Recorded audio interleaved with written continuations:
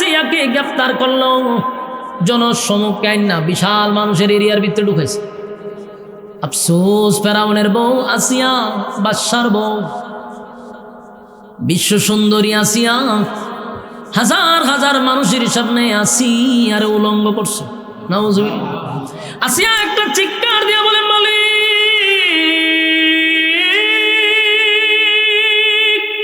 হাজার হাজার মানুষের সামনে আমার ইজ্জত রক্ষা করতে পারলাম না, ইমানের জন্য ইজ্জত দিলাম, কিন্তু মালিক তুমি আমারে ভালায়া দিও না।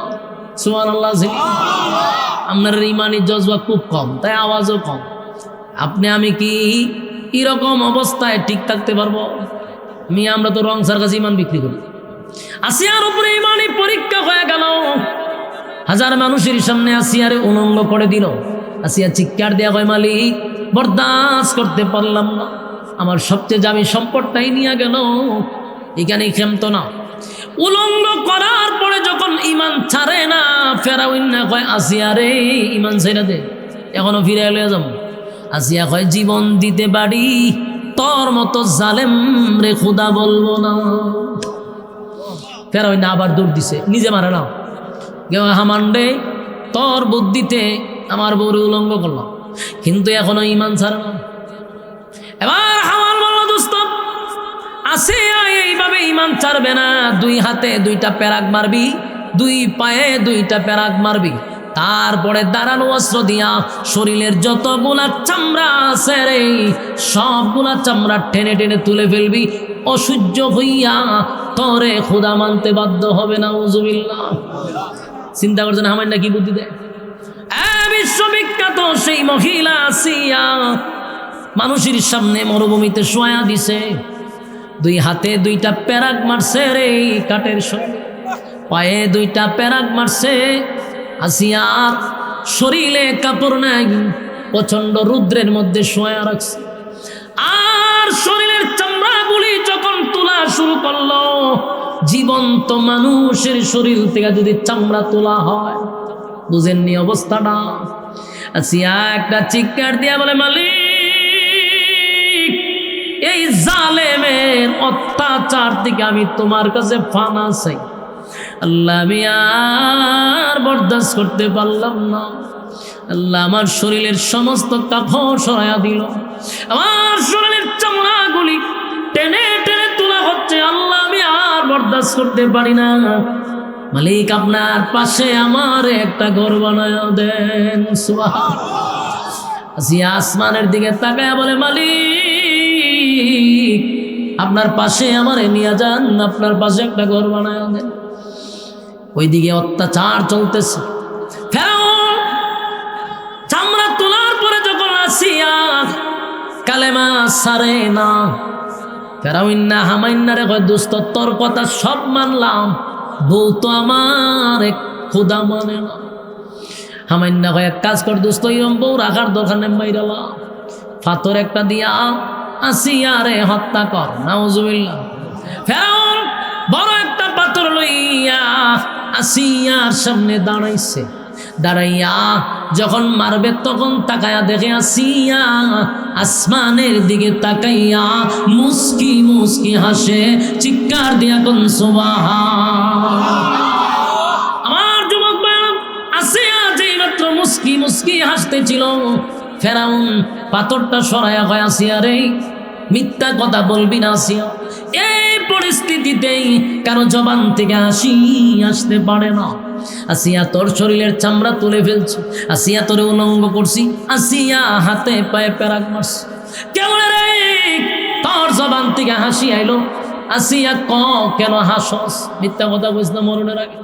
আসিয়া ফেরাউন রে কয়, ফেরাউন না রে, আমি যা দেখি তুই তা দেখস না।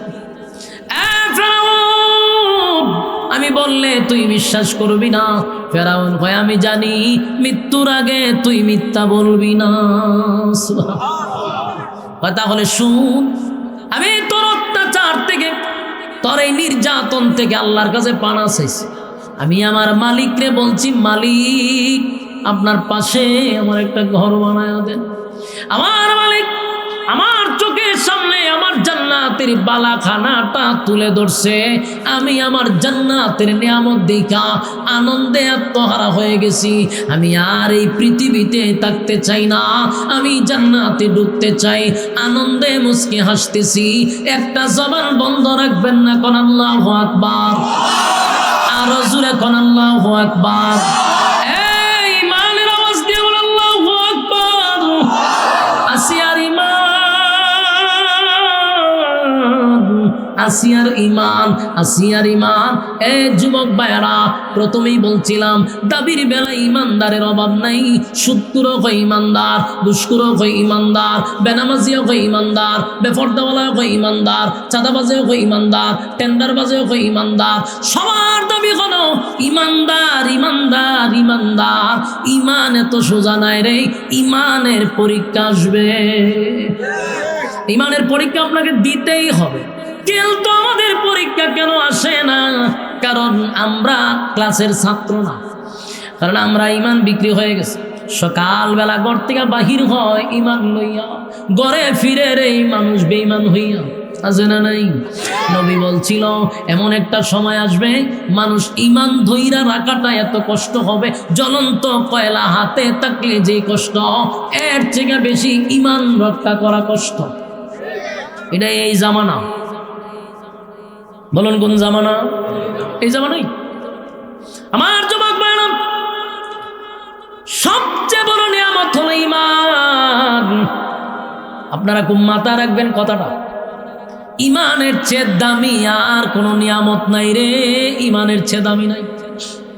গুনাহ যদি এমনে করি, সাগরের পানি পরিমাণ যদিও গুনাহ হয়, যদি কোনো সময় গুনার উপরে লজ্জিত হয়ে যান, আর যদি নিজে নিজেই চিন্তা করেন আল্লাহ এমন গুনাহ করছি,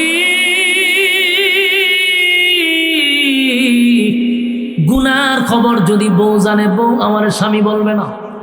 আল্লাহ এমন গুনাহ করছি, বাবায় যদি আমার গুনাহ জানে, বাবা সন্তান বলে স্বীকার করবে না। এমন গুনাহ করছি, সন্তানরা জানলে বাবা বলে ডাকবে না। মালিক, আমার মতো গুনাহগার আসমানের জমিনে আর কেউ নাই। তুমি জানো, আমি জানি, আমার মতো নাফরমান কেউ নাই।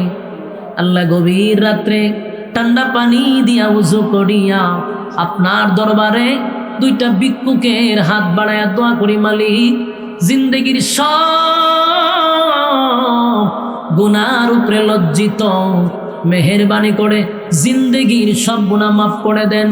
আল্লাহ বলে, বান্দা যদি এক ফোঁটা চোখের পানি ছেড়ে দিয়া কাঁদতে পারে, বান্দার চোখের পানিটা নাকের ডগায় আসার আগে আগে আমি আল্লাহ ফেরেশতাদেরকে সাক্ষী রাখা বান্দার জিন্দেগির গুনাহ মাফ করে দেই।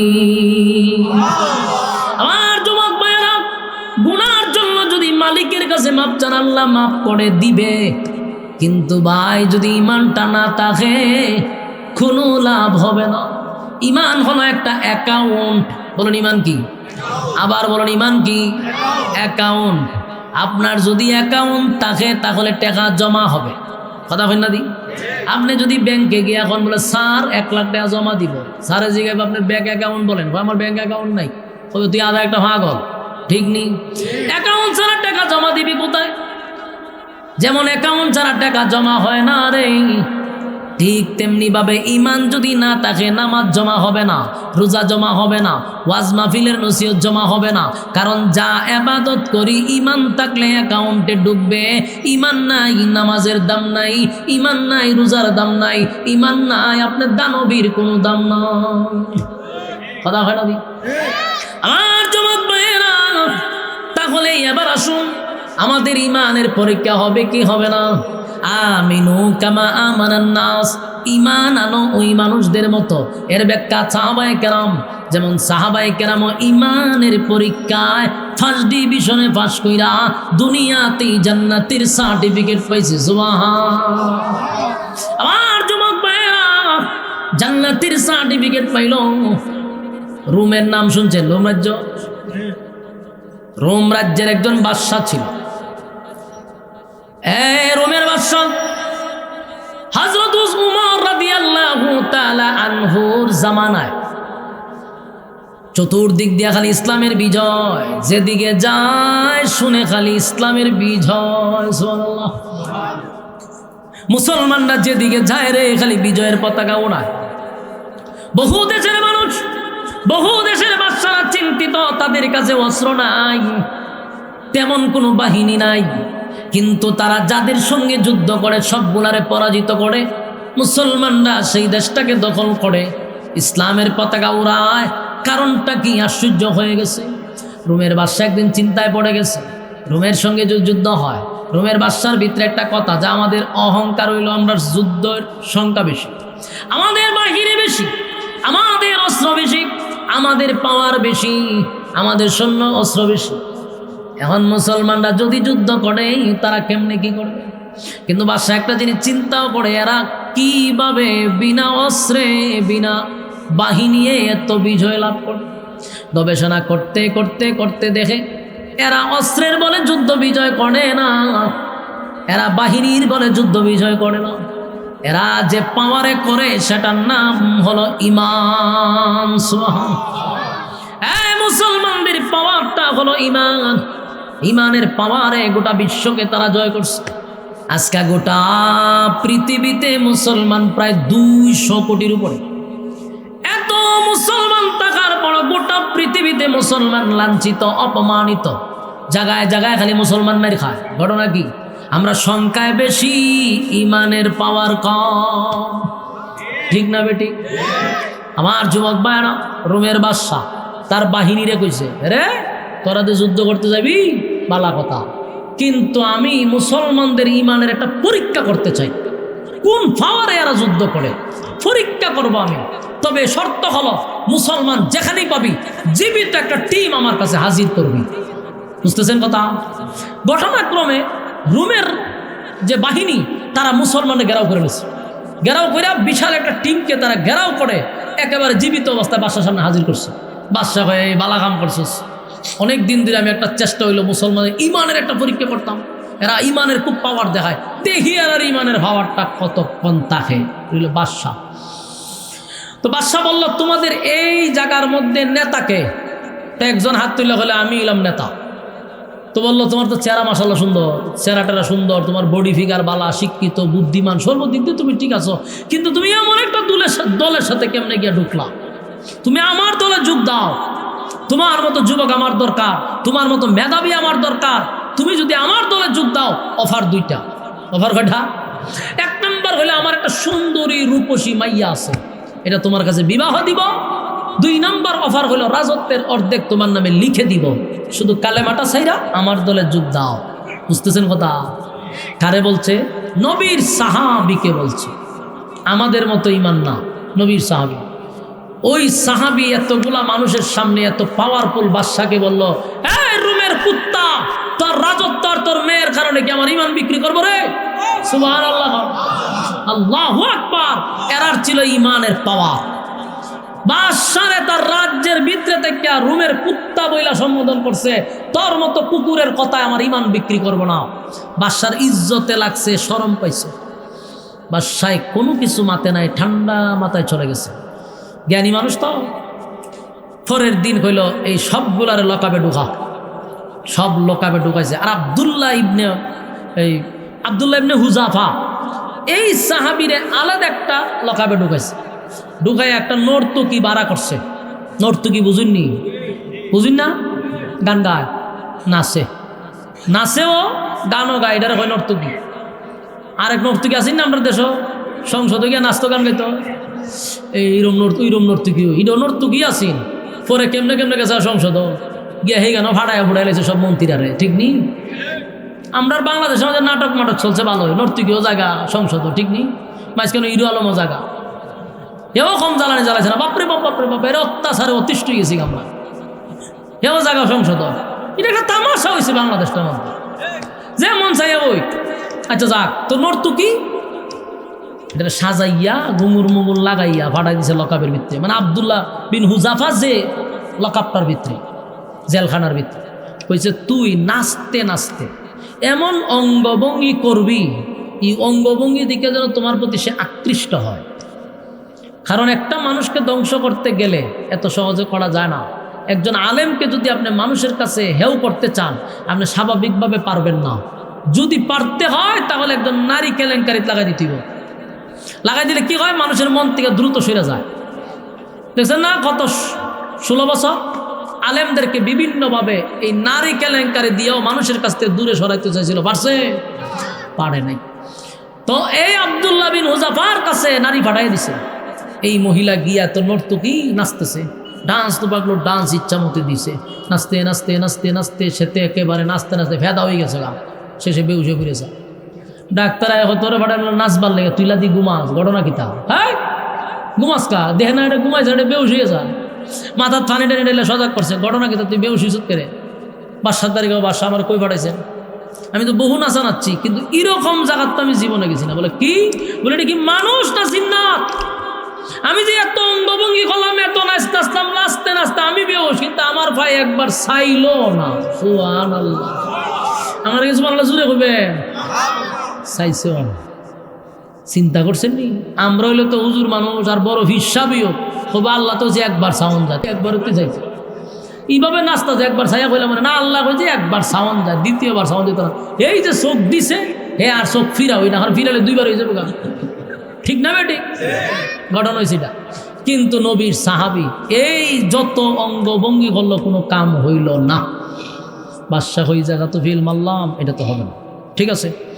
পরের পদক্ষেপ হইল, সব এই লখাবে, খানাও দিবা না, পানিও দিবা না। চিন্তা করছে? খানাও দিবা না, পানিও দিবা। 1 দিন 2 দিন না খায় তখন যা, ওই কথা কই না দি, রোজা রাখেন না আপনারা? হ্যাঁ, ইফতারের আগ মুহূর্তে গিয়ে একটু বেশি কথা বললেন কারোর সাথে।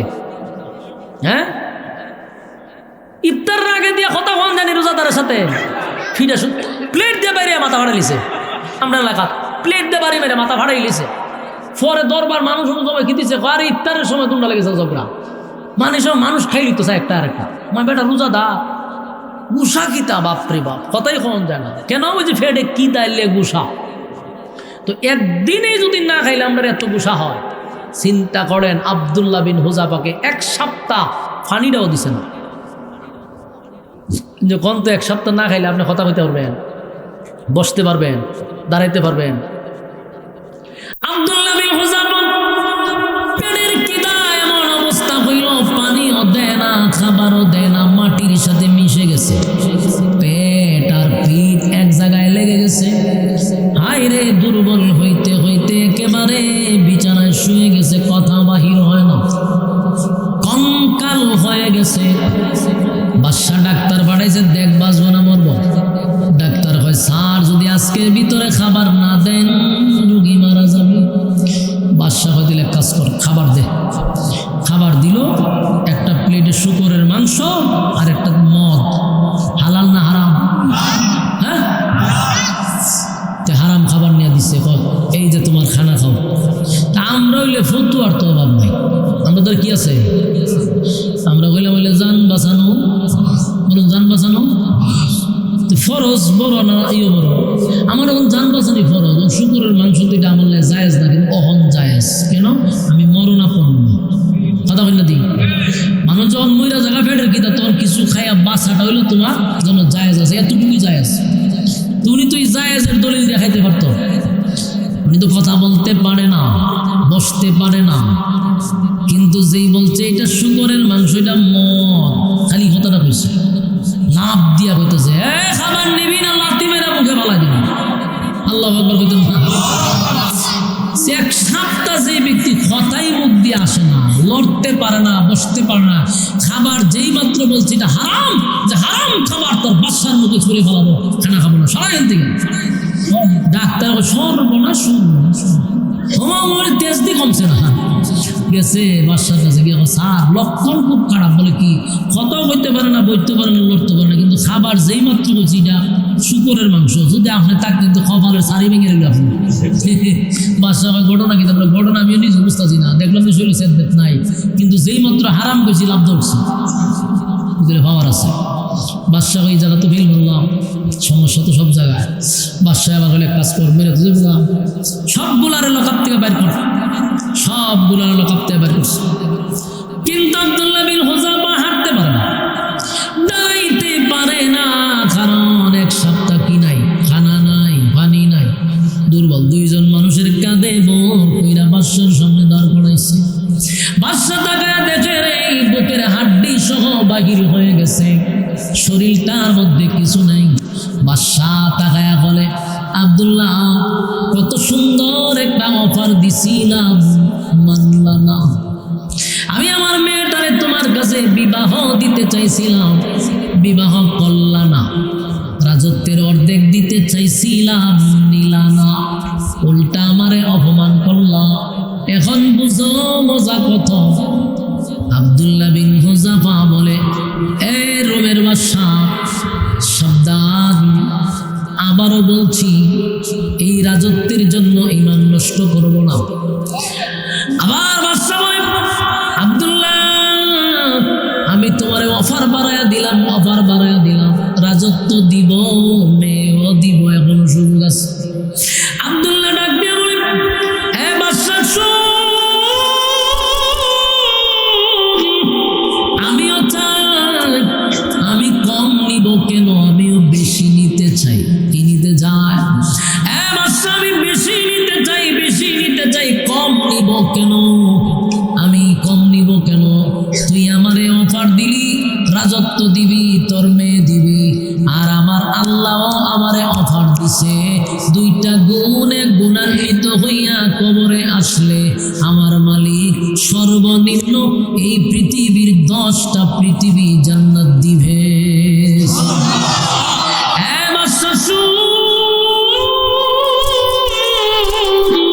তুই আমার রাজত্বের অর্ধেক দিবি, রাজত্বের পুরাটাই দিবি, তোর মেয়েটারে আমার কাছে বিবাহ দিবি, কিন্তু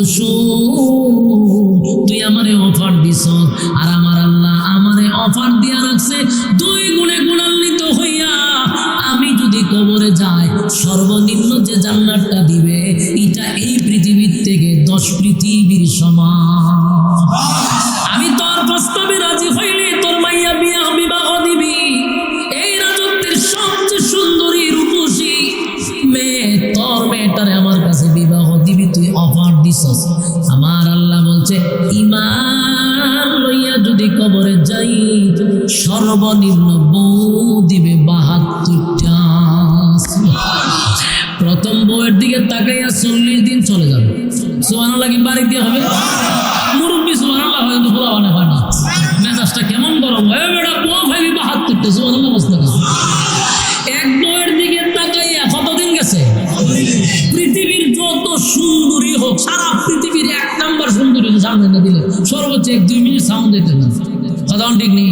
এরপরে চাইতে মন চাইব বুড়িটা ফালদা আর মতো লাগে না, ঠিক নেই। কিন্তু জান্নাতে যে চাইবেন আপনি 40 দিন যাইব, আপনার দিশ ফিরাইতো না, ফিসটা একদম টেক্কা দিব দেবো, কি দাও চাইলেন যে ফিসটা আরো রয়েছে 72টা, 71টা পিছনে রয়েছে, আমি যদি একটার পেছাই জীবন শেষ, তখন কেউ বসে কথা তো ঠিক, আরো তো 71টা রয়েছে, তুই হর আরেকটার পেছাই আবার যাবো 40 দিন। সুবহানাল্লাহ।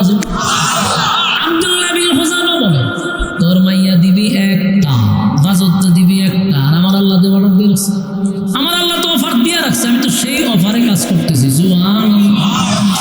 আমার যুবক ভাইরা, আমিনু কামা আমানান নাস, ঈমান আনো ওই মানুষদের মতো। বাদশা এখানে চিন্তায় পড়ে গেছে, আমি যতই চেষ্টা করি আমি ফেল, সে পাস, কিন্তু আমার তো বাসন লাগবে, কারণ বাসা তো শরম পাইলে চলতো না। বাসায় এক কাজ করো, বিশাল ডেক্সির মধ্যে তেল গরম করো, বিশাল ডেক্সির মধ্যে তেল গরম করা শুরু করছে। আমরা মাছ ভাজি করি না, তেল একেবারে টকবক, এরকম টকবকে গরম তেল গরম করছে। গরম করে আব্দুল্লাহ বিন হুযাফার সামনে একজন সাহাবীরে দুইটা ফালাই দিছে তেলের মধ্যে, জ্বলন্ত তৈলের মধ্যে ফালাই দিছে। সাথে সাথে সাথে সাথে হাড্ডির থেকে মাংসটা আলাদা হয়ে গেছে। কি বুঝলেন? উপস্থিত সাহাবীদের সামনে দুইরা দুইরা নিয়ে ফালাইতেছে। আমার ব্যাপারে এখনো রাজি হবি না? বলে না। তারপরে বলে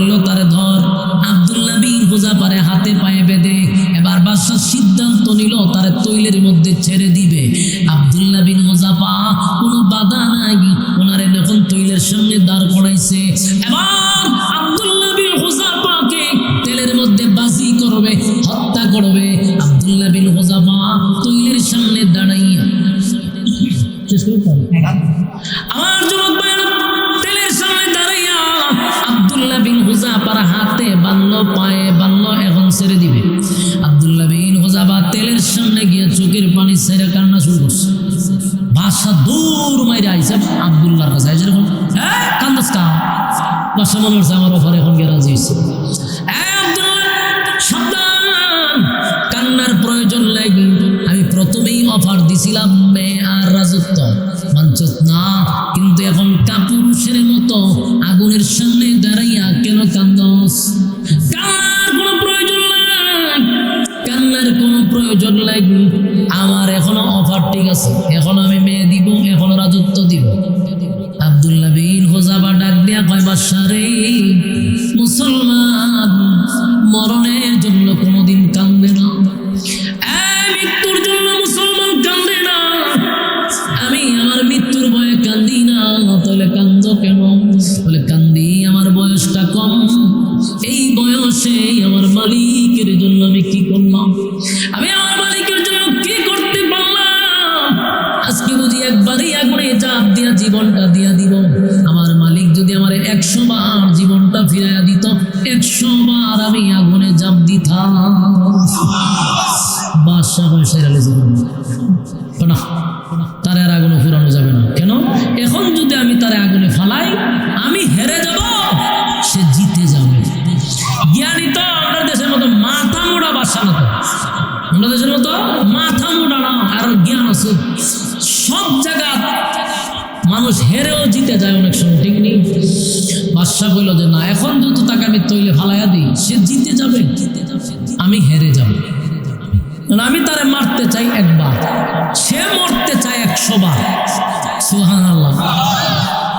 না, আমি মারতে চাই একবার, সে মরতে চায় 100 বার। এরা তো মারা যাবে না, কিন্তু এখন কিন্তু আমি সারম কিংবা বাসা তো একটা ইজ্জত আছে না, সম্মান আছে না। হঠাৎ করে ছেড়ে দেন যে না, তোর হলে একটা শর্ত, যদি তুমি মানো আমি তোমারে ওয়াদা দিলাম মৃত্যুদণ্ড দিব না, সেটা দিব। আব্দুল্লাহ বিন হুযাফা জিকে কি শর্ত? তুমি তোমার 2টা টুর দিয়া আমার কপালে একটা চুমা দিবা। সুবহানাল্লাহ আছে নি? বাদশা কয় আমার কপালে একটা চুমা দিলে তোমার ছেড়ে দেবো। কিন্তু আব্দুল্লাহ বিন হুযাফা কয় আমিও চুমা দিতে পারি, শর্ত আছে। সুবহানাল্লাহ কই। চিন্তা করছেন বেচারা কইতেছে মৃত্যুতে বাঁচাই দিব, কয় আমারও শর্ত আছে বাঁচাইবার আগে। আমরা হইলে ভাই তোর কোন জায়গা চুমা দিতে হয়, জায়গায় হোক আর বেজায়গায় হোক, ঠিক না বেটি? আমার আগে বাঁচা। কিন্তু সাহাবী তো মরবার আগে ভয় আগে আমার শর্ত মানের বড় চুমা দিব। বাদশা এটা না আসুন, আমি তোমার ছেড়ে দিতে চাই একটা চুমার শর্তে, তুমি আমার শর্ত লাগাও। বলা হয় শর্ত আছে। কি শর্ত? আমি আমার জীবনের বিনিময়ে তোর চুমা দিতে পারতাম, মানে আমি তোর চুমা দিবি, তোমার বাসায় দিছ, এই কারণে না। বলে কেন চুমা দিবি? বলে আমি চুমা দিতে পারি, আমার নবীর সাহাবীদেরকে যদি তুমি লোকাপ থেকে ছেড়ে দাও, এদের মুক্তির জন্য আমি তোমার কপালে চুমা দিতে পারি, কিন্তু আমারে তুমি আগুনে না ফালাইয়া আমারে বাসায় আলাইলা, আর এই কারণে তোমার চুমা দেওয়া দরকার নাই, আমি মৃত্যুর জন্য তোমার চুমা দিতাম না। সুবহানাল্লাহ আছে নি? আমি মৃত্যুর জন্য প্রস্তুত। আমি আমারে তুই আগুনে পোড়ানোর কথা ছিল, এখন আমারে ছেড়ে দিলি, এই কারণে তোরে চুমা দিব না। চুমা দিতে পারি, একটা চুমার কারণে যদি নবীর অসংখ্য সাহাবীরা বেঁচে যায়, এই কারণে বাদশা হয়তো আমার কপালটা চুমা দেয়, ছেড়ে দেবো, সবাই ছেড়ে দেবো। চুমা দিছে পরে সব ছেড়ে দিছে। বাদশা হয় আমি বুঝতে পারছি মুসলমানরা কেন গোটা পৃথিবী রাজত্ব করতেছে, তাদের ইমানের এত পাওয়ার, এই পাওয়ার যদি বাস্তব হয় গোটা পৃথিবী ধ্বংস হয়ে যাবে। সুবহানাল্লাহ। আজকে সেই মুসলমান, আমরা এই মুসলমান, কিন্তু আমরা গোলামের মতো আছি, গোলাম। আমরা মানুষের গোলামি করি। আজকে আমাদের গোটা পৃথিবীতে মুসলমানরা সব জায়গায় লাঞ্ছিত, অপমানিত, অথচ গোটা পৃথিবীর শক্তি আল্লাহ মুসলমানের হাতে দিছিল। সৌদি আরব দেশে আল্লাহ যেই পরিমাণ সম্পদ দিছে, গোটা পৃথিবী অন্ধকার হয়ে যাবে যে সৌদি এক জায়গায় দাঁড়ায় থাকবে। আপনি জানেন গোটা পৃথিবীতে মুসলমান দেশগুলোতে আল্লাহ এত সম্পদ দিছে, যদি মুসলমানরা ইহুদি খ্রিস্টানদেরকে সম্পদ না দেয়, তারা ভিক্ষার থলি নিয়ে দাঁড়ায় যাবে। গোটা পৃথিবীর অর্থনীতি নষ্ট হয়ে যাবে যদি মুসলমানরা একটু খালি দাঁড়াইতো। কিন্তু ওই যে গোলামি করে অভ্যস্ত। আল্লাহ সব সম্পদ দিল তোদেরকে, আর তোরা গোলামি করস লাল চামড়া কুত্তাদের। ঠিক কিনা বলেন? আমরা গোলামি যতদিন না যাবে আমরা মার খাইতে থাকবো। এই বাংলাদেশেও আমরা যারা অতীতে গোলামি করছি, এখনো কিছু গোলামের ঘরের গোলাম হল একটা চেয়ারের জন্য রং ফালাইতেছে। ঠিক না বেটি? শিখতে হয়েছে না তো? এত গুম খুম হত্যার পরেও আমরা শিখতে হইল না। নেক্সট টাইমে যে আবার আমরা ফাটার বলি হবো, আমাদের চিন্তাই নেই। আমরা এখনো গোলামি করতেছি, এখনো গোলামি করতেছি। এর পরিণাম ভয়ঙ্কর হবে। গোটা 16 বছর টুপিওয়ালারা যেমন মার খাইছি, গোটা 16 বছর টুপিওয়ালারা যেমন সব নাটকের চরিত্রে ছিল, আবার 16 বছর পরে যদি কোনো সরকার আসে, আমাদের গোলামির কারণে আমরা সেই চরিত্রের নাটকে অভিনয় করবো। কেন জানেন? আমরা আমাদের অস্তিত্ব হারায় ফেলছি। সারা বাংলাদেশে যদি সব টুপিওয়ালা আজকে এক হয়, বাংলাদেশে রাজনীতি করার আর কেউ থাকবে না। কিন্তু আফসোস, টুপিওয়ালারা কেউতে পারে না। টুপিওয়ালারা কেউতে দেখা যায় বিভিন্ন বিষয় নিয়ে হয়, এর সাথে চলতাম রাকিদা বালান। তো রাকিদার গোষ্ঠী গিলা বেড়া এখন দেশের পরিস্থিতি ভয়ঙ্কর অবস্থায় আছে। হ্যাঁ, আকিদা নিয়ে হ্যাঁ তাহুক, আমার আকিদা নিয়ে আমি থাকবো ইসলামের স্বার্থে, দ্বীনের স্বার্থে, কালেমার স্বার্থে, আল্লাহর স্বার্থে, কোরআনের স্বার্থে, নবীর স্বার্থে আমরা এক হইতে চাই। যে খারিয়া এরে খারিয়া থাকতে দে, যে বইয়া থাকে এরে বইয়া থাকতে দাও। কে হাত বুকে বাঁধে এরে হাত বুকে বাঁধতে দাও, যে হাত নাবিতে বাঁধে তারে বাঁধতে দাও। আমরা এগুলো নিয়ে এখন গুতাগুতি করতে চাই না। আমরা চাই একটা প্ল্যাটফর্মে আইসা আমরা কেন মিয়া বিচারের জন্য গিয়া আমরা গিয়া রাজপথে আন্দোলন করব। আমরা কেন আল্লাহর গালি দিলে বিচার চাইবো, আমরা কেন নবীর গালি দিলে বিচার চাইবো, আমরা কেন নাস্তিকদের কাছে বিচার চাইবো। বিচার চাবো না, আমরা বিচার করবো ইনশাআল্লাহ। আমরা বিচার করবো। এই যাবত পর্যন্ত 53 বছরের ভিতরে বলুন তো দেখি, নবীর গালি দিলে পরে কারো ফাঁসি হয়েছে বাংলাদেশও? আল্লাহর গালি দেওয়ার পরে ফাঁসি হয়েছে? কিন্তু আপনি মুজিবরে গালি দিয়া দেখেন, 16 বছর মুজিবরে নিয়ে একটা গালি দিয়া সকালে দিছে, সন্ধ্যার সময় তার কবর হইয়া উপরে ফুল গাছ হয়েছে। ঠিক না ঠিক? আপনি আজকে গিয়া তারেক জিয়ার একটা গালি দেন, আপনি বিকালে রাত্রে গালি দিন, সকালে আপনি নাই, শেষ। আপনার কবর উপরে ফুল গাছ। তাহলে এদেশের নেতার বিরুদ্ধে গালি দেওয়া যায় না। তোমাদের কলিজায় যেমন আঘাত লাগে, আমার নবীর বিরুদ্ধে কথা বললে আমার কলিজায় আঘাত লাগে। তুমি যেমন একটা মানুষকে থাকতে দাও না, পৃথিবীর মায়া ত্যাগ করো তোমার নেতারে গালি দেওয়ার কারণে। আমার মন চায় নবীর গালি দিয়ে তোর জিহ্বা কুত্তার রাস্তা বাড়ায়া দিতে। শান্ত মুসলমান অশান্ত হয় কোন কারণে? আমরা শান্ত, আমাদেরকে অশান্ত করে আল্লাহর বিরুদ্ধে কথা বলে, আমাদেরকে অশান্ত করে নবীর বিরুদ্ধে কথা বলে, আমাদেরকে অশান্ত করে কোরআনের বিরুদ্ধে কথা বলে, আমাদেরকে অশান্ত করে ইসলামকে কুরুক্তি করে। সুতরাং 53 বছর দেখছি শুধু কথা কুই করলো, কোনো বিচার হলো না। আমরা আজকের থেকে আর বিচার চাবো না, আমরা নেক্সট টাইমে বিচার করবো ইনশাআল্লাহ। এই জন্য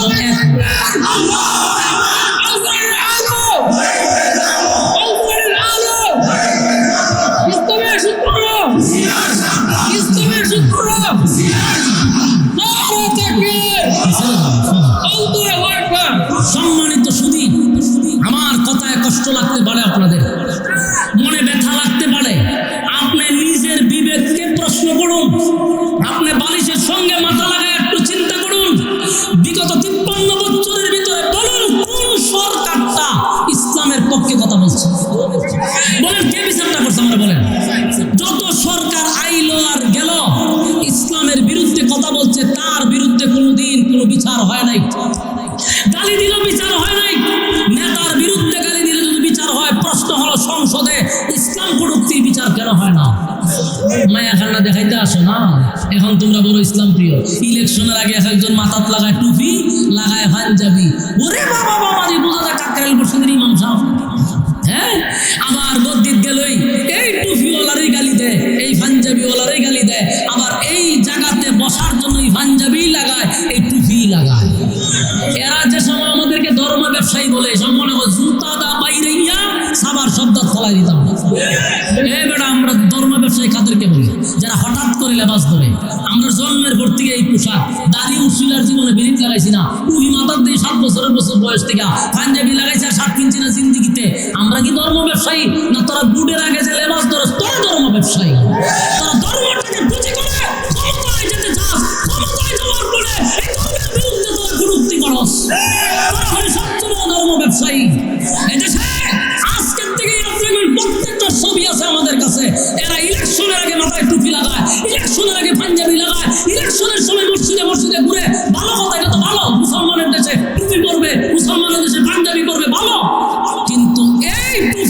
ইলেকশনের পরে আর মাথায় থাকে না, এই পাঞ্জাবি আর মাথায় শরীরে থাকে না, এই মসজিদের কাছে বছর একবার যায় না, এরাই বলে আমাদেরকে ধর্ম ব্যবসায়ী।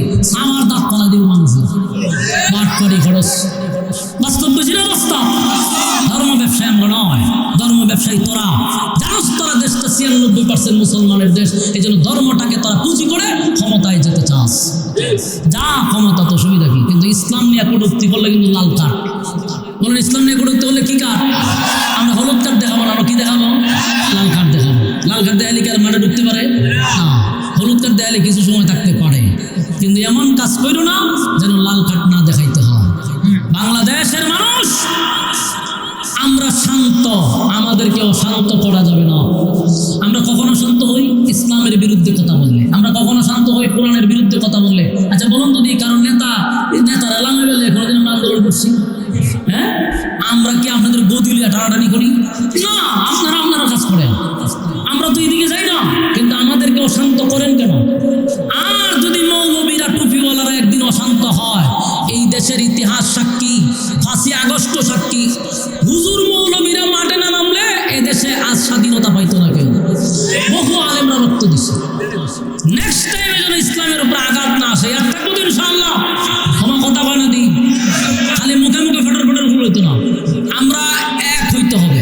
আরেকটা কথা, দেশের যে পরিস্থিতি এখন ভয়াবহ, এটা মাথায় রাখতে হবে। দেশের পরিস্থিতি ভালো না, বিভিন্ন চক্র এখন দেশটাকে অশান্ত করার চেষ্টা করতেছে। আমি বিএনপিদেরকে বলবো, জামাতকে বলবো, ইসলামিক দলকে বলবো, রাজনীতির ক্ষেত্রে আমরা ভিন্নতা থাকতে পারি, কিন্তু লীগের ব্যাপারে আমরা সবাই এক। কেন বলেন? লীগের ব্যাপারে আমরা বিএনপি বুঝি না, জামাত বুঝি না, ইসলামী আন্দোলন বুঝি না, খেলাফত বুঝি না, আমরা সবাই এক। কথা বলি না? যেইভাবে 5ই আগস্টে ফ্যাসিস্টদেরকে বাংলাদেশ থেকে হটানো হয়েছে, সব দল ঐক্য হইয়া, ঠিক দেশ বাঁচানোর ক্ষেত্রে, দেশের ইজ্জত রক্ষার্থে আমরা আবারও এক। রাজি আছেন ইনশাআল্লাহ? এটা মাথায় থাকবে। যদি দেশ রক্ষার্থে বিএনপি ডাক দেয়, আমরা হুজুরও যাবো, কারণ দেশের জন্য যাবো। যদি জামাত ডাক দেয়, আমরা যাবো, কারণ এটা আমার দেশের প্রশ্ন। আজকে একটা তরুণ একটা ছেলে, যার কথা দিয়া ভারত বাহির হইতো, ভারত বুলেট বাহির হইতো, সেই ছেলেটাকে প্রকাশ্যে রাস্তার মধ্যে গুলি করলো। আগামীকালকে যে আপনাদের একজনে করবে না, কিসের বিশ্বাস? এখন ইলেকশনের আগে বহু মানুষকে হত্যা করবে, এটা বাহিরের চক্রান্ত। তাই বিএনপিকেও বলবো আপনারা অ্যালার্ট থাকেন, জামাতকেও বলবো অ্যালার্ট থাকেন, ইসলামী দলগুলো অ্যালার্ট থাকেন। আমরা এমনি দল নিয়ে একজন আরেকজনের বিরুদ্ধে কথা বলবো, এটা সিস্টেম, রাজনীতির গণতান্ত্রিক সিস্টেম। এটা আমি আপনার বদনাম করবো, আপনি আমার বদনাম করবেন, এটা কোনো বিষয় না। কিন্তু দেশ রক্ষায় আমরা এক হব ইনশাআল্লাহ। তখন আমাদের মধ্যে কোনো দলাদল থাকবে না। রাজি আছেন? আল্লাহ তাআলা যেন আমাদেরকে এক হইয়া চলার তৌফিক দান করে, ঐক্য থাকার তৌফিক দান করে, সকলে বলে আমিন। সম্মানিত সুধী, দীর্ঘক্ষণ সময় আমার বন্ধুবর মাওলানা দেওয়ার হোসেন তাহেরপুরী সাহেব আপনাদের সামনে তার সুন্দর তাফসীর পেশ করছেন। এরপরে আমার এই বয়ানের পুরো সময়টা উনি বসেছিলেন। আসলে এটা একটা বন্ধুত্বের কারণে, মহব্বতের কারণে এতটা সময় দিচ্ছেন, না হলে উনার টাকা পড়ছে না বয়ান করে আমার জন্য বসা। তো যাই হোক, এতক্ষণ সময় উনি বসা ছিলেন। এরপরে আমি আপনাদের সামনে যে কথাগুলি বললাম, আমাদের মূল টার্গেট হলো আমরা 2টা গুণে গুণান্বিত হইলে পরে আল্লাহ আমরা ওয়াদা দিছে, কানাত লাহুম জান্নাতুল ফিরদাউসি নুজুলা, আমি তোমাদেরকে জান্নাত দিব, তবে শর্ত হলো ঈমান, শর্ত হলো নেক আমল। কারা কারা ঈমান এবং নেক আমল মানতে রাজি? হাত তুলে দেখাই দেন। লিল্লাহি তাকবীর, লিল্লাহি তাকবীর। বলুন শর্ত কয়টা? ঈমান, নেক আমল, ঈমান, নেক আমল। এই 2 গুণে গুণান্বিত হইলে কানাত লাহুম জান্নাতুল ফিরদাউসি নুজুলা, আল্লাহ আমাদেরকে জান্নাতুল ফিরদাউস দান করবে। তবে বান্দা 2 শর্ত, একটা ঈমান, একটা নেক আমল। রাজি আছি? আপনাদের এখানে দোয়া করবেন। আমার পরে পীরে কামেল আল্লামা আয়াজ আহমদ জুবাইরি সিদ্দিকী আল কুরাইশি পীর সাহেব জনপুর দামাত বরকাতুহুম হযরত আপনাদের সামনে মোনাজাত করবে। আমরা হযরতের মোনাজাতে শরীক হয়ে এরপরে এখান থেকে বিদায় নিব।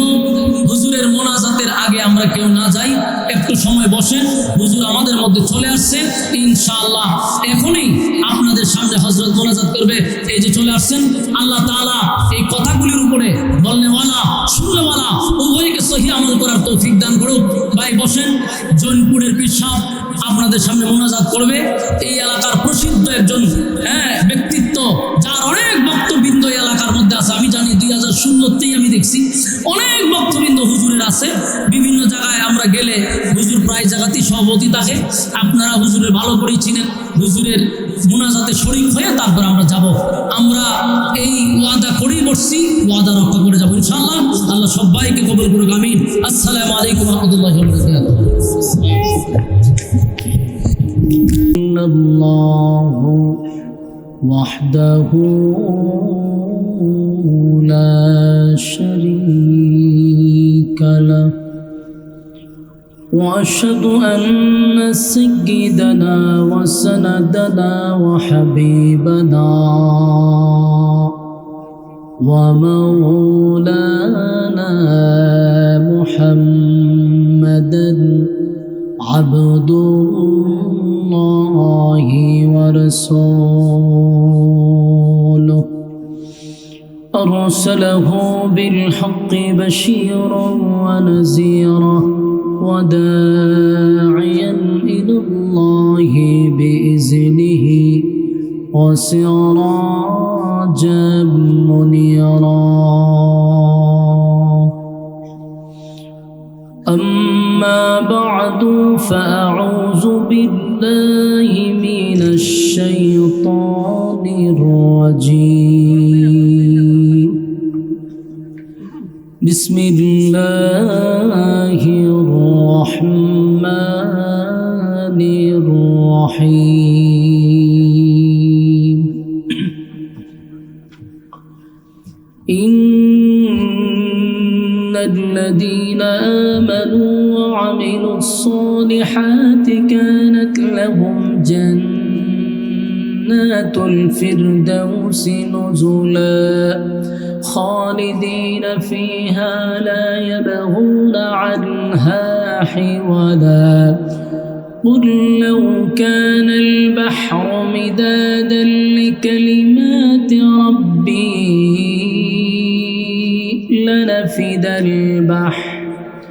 لنفد البحر قبل أن تنفد كلمات ربي ولو جئنا بمثله مددا. قل إنما أنا بشر مثلكم يوحى إلي أنما إلهكم إله واحد فمن كان يرجو لقاء ربه فليعمل عملا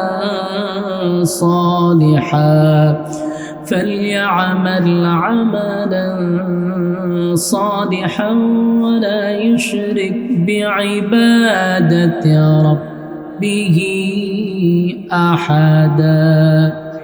صدق الله العظيم. দুরূদ শরীফ পড়েন। আল্লাহুম্মা সাল্লি আলা মনিটর নিসালামান দিব দুরূদ মনিটর নিসালামান كما صليت على إبراهيم وعلى آل إبراهيم. পড়েন দুরূদ শরীফ পড়েন নিসালামান দিব এটা লামাই দিব। اللهم بارك على এত কাছে না দূরে না একটা থাক আমরা দূরে না এই গানে রাখেন অসুবিধা নেই এই গানে রাখেন। كما صليت على إبراهيم وعلى إنك حميد مجيد. اللهم بارك على محمد وعلى كما باركت على إبراهيم وعلى إنك حميد مجيد. सारे दुनिया तय किया मैं मिसल दो दे का नहीं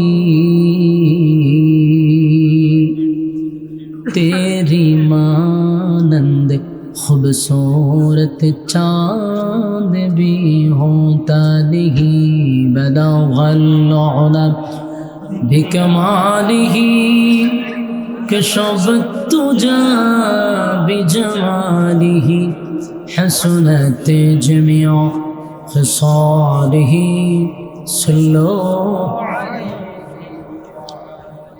ज़िक्र बतिल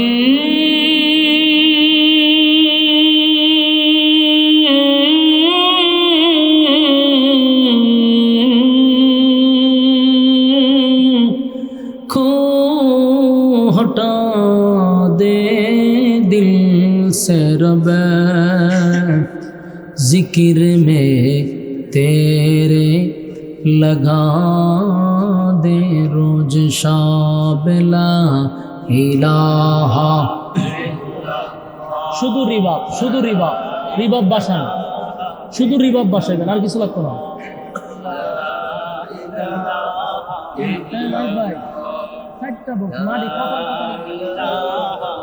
ইল্লাল্লাহ লা ইলাহা ইল্লাল্লাহ লা ইলাহা ইল্লাল্লাহ লা ইলাহা লা ইলাহা ইল্লাল্লাহ মুহাম্মাদুর রাসূলুল্লাহ সাল্লাল্লাহু আলাইহি ওয়াসাল্লাম। আলহামদুলিল্লাহ, নয়েজ একবারে যাতে না থাকে, কোনো নয়েজ থাকবে না। আলহামদুলিল্লাহ, আয়োজিত আজকের গোবিন্দপুর দক্ষিণ পাড়া মদিনা জামির মসজিদের উদ্যোগে আয়োজিত বার্ষিক ওয়াজুদুয়ার মাহফিলের সম্মানিত সভাপতি পীরে কামেল হজরত মৌলানা আয়াজ আহমদ জুবাইরি সিদ্দিকি আল কুরাইশি পীর সাহেব জৈনপুর আজকের মাহফিলের সভাপতিত্ব করছেন হাজি অ্যাডভোকেট মোহাম্মদ শহীদুল্লাহ সাহেব জজকোট কুমিল্লা। ওয়াজ করেছেন হজরত মৌলানা মোল্লা নাজিম উদ্দিন সাহেব কুমিল্লা। আমার আগে ওয়াজ শুনছিলেন, অত্যন্ত গুরুত্বপূর্ণ। আপনারা যার বয়ান এতক্ষণ শুনছেন, আমার বন্ধুবর হজরত মৌলানা মুফতি দেলোয়ার হোসেন তাহেরপুরি ওয়াজ করছে, আবার বৈশাও রয়েছে, ঠিক না? লম্বা সময় বয়ান করছে। বয়ান করার পরে কোনো বক্তা আবার স্টেজে বসে থাকে না, এটা সম্ভব না। এত লম্বা বয়ান করার পরে আবার উনি বসে আছেন, এটা মহব্বত, ভালোবাসা। আর আমাদের জেলা বিভাগ এক সাইডেই পড়ছে, এটা জানেননি? ওনার ঢাকা, উনি ওখানে জুমা পড়ায়, কিন্তু বাড়ি কিন্তু সিলেট। তার মানে আমার বাড়িও সিলেট, ওনার বাড়িও সিলেট। পড়ালেখা উনি যে এলাকায় করছে, আমি সেই এলাকায় করছি। তো এটা আমাদের ছোটোবেলার পরিচয়। আপনারা মনে করছেন মনে প্রথম পরিচয় হয়েছে। যাই হোক, আপনারা ততক্ষণ সময় চমৎকার কণ্ঠে কথা শুনছেন, তাফসিরের হাইসিয়তে বয়ান করে থাকেন। এরপরে অনেক অতিথিবৃন্দ এখানে আছে, আলহামদুলিল্লাহ। মুআজ্জাজ মুকাররম হযরত উলামায়ে কেরাম উপস্থিত আছেন, আমার নওজোয়ান তরুণ যুবক ভাইরা, মুরব্বিয়ান আযম। মাইকের আওয়াজ যতটুকু দূরে যাচ্ছে, বিনয়ের সাথে আমি আপনাদের সামনে কথাগুলি বলতে চাচ্ছি। একটা মাহফিল করতে গিয়া কমিটিরা রাত দিন অক্লান্ত পরিশ্রম করে, অনেক কষ্ট করে একটা মাহফিলের আয়োজন করে। আমার যে ইনভাইট করছে, সুদূর হবিগঞ্জ যাইতে হইছে তাদের। হবিগঞ্জ গিয়ে আমার মাদ্রাসায় গিয়ে দাওয়াত দিছে। এরপরে এই মাহফিলটা করার জন্য তাদের একটা প্রিপারেশন, কষ্ট আছে। উদ্দেশ্য কি? উদ্দেশ্য হলো এলাকাবাসী যেন দিন বুঝে দিন শিখে। এই জন্য বিভিন্ন জায়গার থেকে ওলামায়ে কেরামদেরকে এখানে তারা ইনভাইট করে আনছে। তো যাদের জন্য আয়োজন, তারা যদি রাস্তাঘাটে দোকান পাটে অনর্থক অকারণে নিষ্প্রয়োজনে বেহুদা সময় নষ্ট করে, অত্যন্ত দুঃখজনক। আমি আমার ওই সমস্ত ভাই যারা রাস্তাঘাটে একেবারে অনর্থক সময় নষ্ট করতেছেন, তাদের উদ্দেশ্যে বলবো, আমরা যদি আগামীকাল বেঁচে থাকি, মানে হায়াত যদি থাকে, তাহলে কিন্তু গল্প করার সুযোগ আছে, আড্ডা মারার সুযোগ আছে যদি বাইচ্চা থাকি। যদি বেঁচেও থাকি, এই মাহফিলটাতে আগামীকালকে বসার কোনো সুযোগ নাই। তাহলে বাচ্চা থাকলে মাহফিল শোনার সুযোগ নাই, বেঁচে থাকলে গল্প করার সুযোগ আছে। তাই বিবেকবান মানুষের কাছে বলবো, বেহুদা সময়টুকু নষ্ট না করে ফ্যান্ডেলে এসে বসে যাই। আর যারা বসছেন আপনাদেরকে একটা কথা শোনাই, তাহলে আপনারাও তৃপ্তি পাবেন। কথাটা হলো, আল্লাহ যাদেরকে ভালোবাসে, বলুন আল্লাহ যাদেরকে ভালোবাসে, ওই সমস্ত বান্দাদেরকে দিনের কাজে লাগায়া রাখে। তার মানে আপনারা এখানে বসছেন যে এটা আল্লাহ আপনাদেরকে ভালোবাসে, এটা তার প্রমাণ। না হয় আপনার মতো অনেক মানুষ রাস্তাতে আছে, আড্ডাতে আছে, গল্পতে আছে, মোবাইলে আছে, টিভিতে আছে, ঠিক না বেঠিক? সেখান থেকে আপনাকে যাচাই এবং বাছাই করে, মহব্বত করে, আবার সুস্থ শরীরে একেবারেই নরমাল বিছানাতে আলেমদের সহবতে বসার আসার সুযোগ করে দিয়েছেন। খুশি না বেজার? শুকরিয়া আদায় করি আলহামদুলিল্লাহ। যতক্ষণ বসার থাকবেন গুনাহ হবে না, এটাই সম্ভব। ফ্যান্ডেলের বাহিরে গেলে গুনাহ যে হবে এটাও সম্ভব। আর ফ্যান্ডেলে যতক্ষণ থাকবো, নাজালাত আলাইহিমুস সাকিনা, উপর থেকে সাকিনা রহমত নাজিল হবে। লস না লাভ? আমরা এই দিকগুলা খেয়াল করে আপাতত গল্প বন্ধ করে ফ্যান্ডেলে চলে আসি। হবিগঞ্জ থেকে বক্তা, ঢাকার থেকে বক্তা আয়সা যদি ফ্যান্ডেলের এই অবস্থাটা দেখে বক্তাদের কথা বলার আর আগ্রহ আর উৎসাহ থাকে, মন ভেঙে যায়। কারণ এর থেকে শ্রোতা তো প্রত্যেক আমার নিজের এলাকাতেই তাহার কথা এর চেয়ে বেশি। তা আমি আসলাম কুমিল্লা, কোথায় হবিগঞ্জ, আরেক বক্তা আসলো ঢাকার থেকে, অথচ আপনারা যার যার গল্প নিয়ে ব্যস্ত। আল্লাহ আমাদের সবাইকে বুঝার, মানার, আমল করার তৌফিক দান করে দেন। ওই মাশাআল্লাহ ভালো হয়েছে। ওই খেড়া আব্বা আছেন, তাড়াতাড়ি যান, জানগা জানগা জানগা, কারণ এই ডাক দিলে সমস্যা, কথা যাতে না বলি। এখন আপনারা যারা বসছেন, দীর্ঘক্ষণ সময় আপনারা তাহেরপুর সাহেবের বয়ান শুনছেন, অনেক ক্লান্ত হয়ে গেছেন। এখন এই ক্লান্ত শরীর নিয়ে আপনারা মোনাজাত পর্যন্ত তাহার নিয়ত আসেনি। আর যিনি মোনাজাত করবে উনি কিন্তু আপনাদের এলাকার প্রসিদ্ধ একজন পীর সাহেব। আমার এই ভাই বাচ্চাটারে একটু বাড়িতে পাঠাই দেন চাচা। আমার জীবনের প্রথম দিক দিয়ে যখন আমি কুমিল্লা বয়ান করতাম, বিহার মণ্ডল একটা জায়গা আছে না, এই বিহার মণ্ডলের মাঠে আমার জীবনের প্রথম মিডিয়ার বয়ান ছিল। মানে এই মাঠেই একজনে ভিডিও করছিল আমার, আর এটা হয়তো বাংলাদেশে সরে গেছে। তো ওই বিহার মণ্ডল মাহফিলে আমি যখন আসতাম তখন দেখতাম ওনার নাম থাকতো কুরাইশি সিদ্দিকি, হ্যাঁ এই যে উনাই। তো উনি বহুত আগের থেকে আপনাদের এলাকায় আসা যাওয়া করেন, বহুত বড় মানের একজন আলেমে দ্বীন, এবং জৈনপুরের এই সিলসিলা তো অনেকেই আছেন। তো আলহামদুলিল্লাহ উনি দোয়া করবে, তাহলে এই দোয়াটা তো আমরা শরিক যারা হইতে পারলাম না, তো কপাল পোড়া। মেহরবানি করে আমরা ওনার দোয়া শরিক হব, এই মর্মে আমরা এখানে বসে যাই। তাহলে এখান থেকে কি বিহার মণ্ডল খুব কাছে? তাই বিহার মণ্ডলের মানুষ তো আমার পরিচিত মানুষ। এক সময় 2015-16-তে বহু প্রোগ্রাম করছি বিহার মণ্ডল, তখন তোমার মিডিয়াতে কেউ চিনত না। যাক আলহামদুলিল্লাহ আমি খুশি হয়েছি যে বিহার মণ্ডল আপনার পাশে। কৃতজ্ঞতা প্রকাশ করা দরকার। বিহার মণ্ডলের এক মাহফিল থেকেই আমার বয়ান সর্বপ্রথম সোশ্যাল মিডিয়াতে যায়। যখন আমি ইউটিউব নিজেই চিনতাম না, আমি জিজ্ঞাসা আমি ইউটিউব কারে কর, অথচ আমার বয়ান এই সময় ইউটিউবে চলতো। বহু পরে বুঝতে পারছি যে এটা একটা চ্যানেল। তখন তো সিএনজি টিএনজিতে যা প্রোগ্রাম করছি আপনাদের এলাকায়। তো আমি আপনাদের কাছে পরিচিত, এমন না যে নতুন।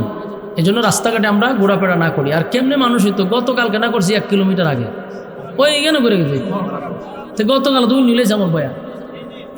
কারণ ঘটনাটা হয়েছে এই জায়গায়, গতকালকের যারা শ্রোতা এরা চিন্তা করবো দূরত্ব, কালকে আমরা ওয়াজ করে গেছি 1 কিলোমিটার দূরত্ব, এই কারণে দরবারটা লাগছে আরো বেশি। ছিলেন মাশাআল্লাহ, এই তো গানের স্রোত হয়ে পড়ছে আবার। আচ্ছা যাই হোক, এখন কি আপনারা শেষ পর্যন্ত আছেন? ইনশাআল্লাহ, আল্লাহ কবুল করুক। আমি আপনাদের সামনে সূরা কাহফের শেষ অংশটুকু তেলাওয়াত করছি। এখান থেকে এরা উঠাই দেন, এটা মেসকেন, আপনি সামনে আসেন, আসেন একটু সামনে আসেন, আপনি তারা উঠাই দেন, আপনি না ওই এর পিছনেরটা উঠান। কথা বললে তো আমার ডিস্টার্ব হয়ে যায়, আমি সবচেয়ে বিরক্ত হই কেউ কথা বললে। মেহরবানি করে কথা বললে সমস্যা, আলোচনার মুড নষ্ট হয়ে যায়। সূরা কাহফ এর শেষ অংশটুকু তেলাওয়াত করছি। এই আয়াতগুলিকে সামনে রেখে আমি যতক্ষণ কথা বলবো কোরআন থেকেই কথা বলবো ইনশাআল্লাহ। আবার একজন প্রসিদ্ধ বক্তা আমার পাশে বসা, যদিও সমবয়স কিন্তু আমার বহু আগের বক্তা উনি, কথা বুঝতেছেন তো। একজন বক্তা যদি পাকুয়াস পাশে থাকে তাহলে আলোচনাটা একটু সুবিধা মতো করতে হইব, ঠিক না ঠিক? কারণ আলোচনাটাও এইভাবেই করতে হবে যে বিজ্ঞ লোক বসা থাকে। তো আসুন সূরা কাহফ এর শেষ অংশ। এই আয়াতগুলিতে আল্লাহ 2টা শর্ত দিছে এবং একটা সুসংবাদ আমাদেরকে শোনাইছে। বলুন শর্ত কয়টা? সুসংবাদ একটা। এই জিনিসগুলো আমাদের মাথায় রাখতে হবে। শর্ত 2টা, সুসংবাদ একটা। এই শর্তগুলো আমরা শুনবো পরে, আগে শুনুন সুসংবাদ। সুসংবাদ শুনলে শর্তের প্রতি আপনাদের আগ্রহ তৈরি হবে। সুসংবাদটা হলো কানাত লাহুম জান্নাতুল ফিরদাউসি নুজুলা। আল্লাহ বলেন আমি 8টা জান্নাতের মধ্যে সবচেয়ে ভিআইপি যে একটা জান্নাত, ওই জান্নাতের মেহমান বানাবো যারা 2 শর্ত পালন করবে। সুবহানাল্লাহ আসেনি? সুবহানাল্লাহ। তাহলে আপনি চিন্তা করেন সুসংবাদটা কি পরিমাণ সুসংবাদ। মুমিন যারা, যাদের ভিতরে ঈমান আছে, একমাত্র তারাই সবচেয়ে বেশি খুশি হবে। কারণ 8টা জান্নাত আছে আমরা সবাই জানি, কিন্তু 8টা জান্নাতের মধ্যে ভিআইপি একটা জান্নাত হলো জান্নাতুল ফেরদাউস। এই ফেরদাউসের মেহমান বানাবে 2 গুণে গুণান্বিত যারা। তাহলে আমরা এই 2 গুণে গুণান্বিত যদি হই তাহলে আমাদেরকে আল্লাহ মেহমান বানাবে। পানি দি ঠান্ডা না বলে কি। এখন আপনারা বলুন জান্নাতের মধ্যে সবচেয়ে ভিআইপি যে জান্নাতটা, এটা সুসংবাদ জানাইছে আল্লাহ। এখন আমরা সেই 2টা শর্ত পালন করা কতটুকু গুরুত্ব আমাদের জন্য। আমরা যদি জান্নাতটার ভিতরে যাইতে চাই তাহলে 2টা শর্ত মানতে হবে। শর্তটা আমি একটু পরে বলি। এখন আসুন আগে আপনাদের কাছ থেকে আমি জানতে চাই, আমরা সবাই কই যাইতে চাই? জান্নাতে যাইতে চাই না? এখানে কি একটা লোক আছে যে বলবে হুজুর আমি জান্নাতে যাইতে চাই না? প্রত্যেকটা মানুষের দাবি হলো আমি জান্নাত চাই। নামাজ পড়লে পড়ুক, না পড়লে নাই। রোজা রাখলে রাখুক, না রাখলে নাই। সুদ খাক, ঘুষ খাক, দুর্নীতি করুক, ছাদাবাজি করুক, আর টেন্ডারবাজি করুক, কিন্তু জিগাইলে কইব যে আমি জান্নাতে যাইতাম চাই। ঠিক না বেটি? হিন্দুরেও যদি আপনি জিগান মরার পরে কই যেতি, স্বর্গে যাইতাম চাই, তাহলে সেও কই যেতে চায় না, নরকে যেতে চায় না। এরও একটা দাবি আছে জান্নাত। তারা আমরা তো মুসলমান দাবি করি আমরা তো জান্নাত চাই। মানে আমার প্রশ্ন হলো জান্নাত তো সবাই যাইতে চায়, জান্নাতটা কি কারো মামুর বাড়ি, শ্বশুর বাড়ি যে কইলি পাওয়া যাবে? জান্নাতে যেতে গেলে অবশ্যই শর্ত মানতে হবে। কারণ জান্নাতে সবাই যেতে চায়, কিন্তু শর্ত আছে, বিনা শর্তে আল্লাহ জান্নাত দিবে না। তাহলে 2 গুণে গুণান্বিত যারা হবে সুতরাং তারাই যাবে জান্নাতে। তাহলে আমাদের আজকের আলোচ্য বিষয়টা অত্যন্ত গুরুত্বপূর্ণ এবং মনোযোগ সহকারে শ্রবণ করতে হবে। এই 2 গুণে গুণান্বিত হইলেই আল্লাহ আমাদেরকে জান্নাত দিবে, তাও ছোটখাটো জান্নাত না, সবচেয়ে ভিআইপি জান্নাত। এখন আসলে শর্তটা, প্রথম শর্ত হলো ইন্নাল্লাযীনা আমানু। 1 নম্বর শর্ত হলো ঈমান। 1 নম্বর শর্ত কি? ঈমান। 2 নম্বর হলো ওয়ামিলুস সালিহাত, নেক আমল। 2 নম্বর শর্ত কি? নেক আমল। 1 নম্বর শর্ত ঈমান, 2 নম্বর নেক আমল। এতটুক পর্যন্ত শোনার পরে আপনারা মনে মনে সবাই খুশি যে মাশাআল্লাহ আমরা সকলেই ইমানদার, সকলেই নেক আমল করি, এখন শুধু জান্নাতটা আল্লাহ দেলায়, তেলি হয়ে গেছে, ঠিক না? কত সহজ। ইমান নিজের আপনি আমি সবাই আমরা ইমানদার, তাহলে এক শর্ত মাইনা লিছি, নেক আমল করি। এই যে মাহফিলও বলছেন এটাও নেক আমল, তাহলে তখন খালি জান্নাতটা যাওয়ার বাকি, ঠিক না? এত সহজ জান্নাতে যাওয়া, ঠিক না? খুব সহজ, কারণ মামুর বাড়ি তো আবদার করলেই পাওয়া যায়। আর যতটা সহজ মনে করতেছি আমরা, বিষয়টা এত সহজ না। আসুন এখন ইমানের ব্যাখ্যা শুরু করি। ব্যাখ্যা দিলে দেখবেন এখানে অনেক ছাড়াই হয়ে যাবে, তখন আশা ছেড়ে দিবেন। কতটা কঠিন এখন ব্যাখ্যা শুনলে বুঝতে পারবেন।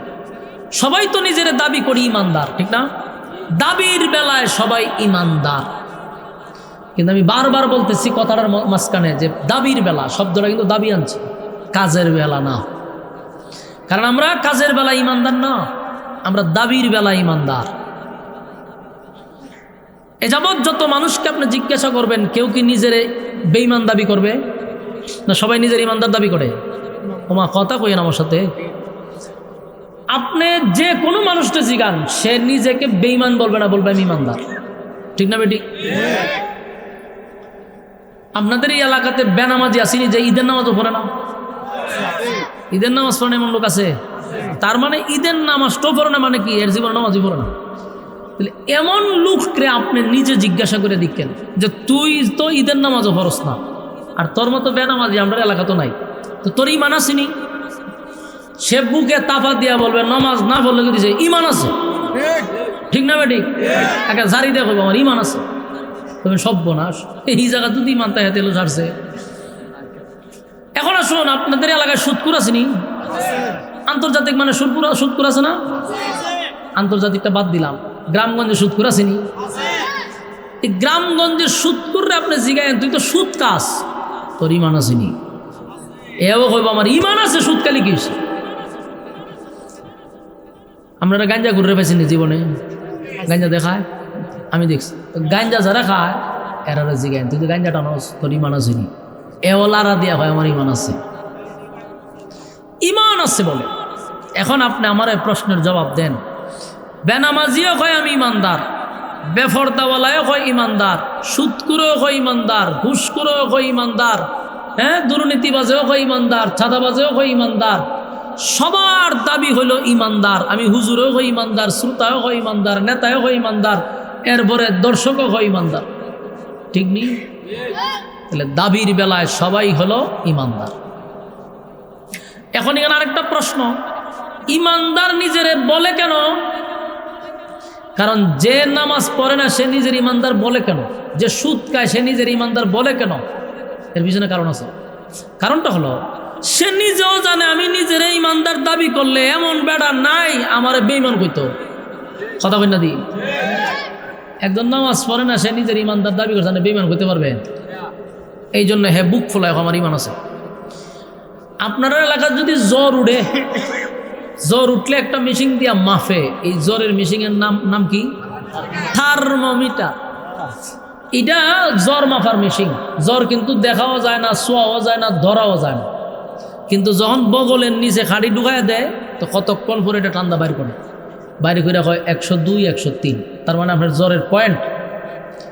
জ্বর মাফার মেশিন হলো থার্মোমিটার। আল্লাহ যদি ইমান মাফার মেশিন পাঠাইতো আমরার কাছে, কি দরবারটা লাগতো, ঠিক নেই? বক্তায় আমি আইসি ওয়াজ করবার লেগে, তখন কি তো জানেন, হয়তো হুজুর ওয়াজটা পরে করবেন, একটু রুমে আসে, গেলাম রুমে, হুজুর বগলে নিচে আলগি দেন, তো দিলাম আলগি, টাস করে খাটি ঢুকায়, হয়তো হুজুর একটু নীরবে দাঁড়ায়, তাই লইরেন না, তো কতক্ষণ দাঁড়ানির পরে ঠান্ডা বের করতো, বাইরে হয়তো হুজুর লজ্জার কথা কই হইতাম, ইমান তো আপনার জিরো, আপনি কেমন ওয়াজ করবেন, বাড়ি যান গা। বাস্তব না বাস্তব?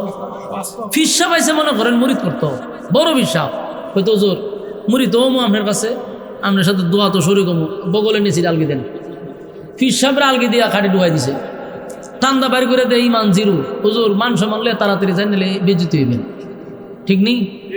নেতায় দেখবেন মাঝে মধ্যে স্লোগান দেয় অমুক ভাইয়ের চরিত্র ফুলের চেয়েও পবিত্র, মানে ফুলের চরিত্রের মধ্যে কলঙ্ক আছে কিন্তু নেতার কলঙ্ক নাই। ইমন একজন নিষ্পাপ নেতা যখন একার হয় এমনি যে আত্মুল চিন এমনি খালি ঢুকাই দিব, ঢুকাই বাগের সুযোগ খালি থাকে ঠান্ডা বাইর করে দেখবো যে ইমানের বাতি লাল বাতি জ্বলতেছে।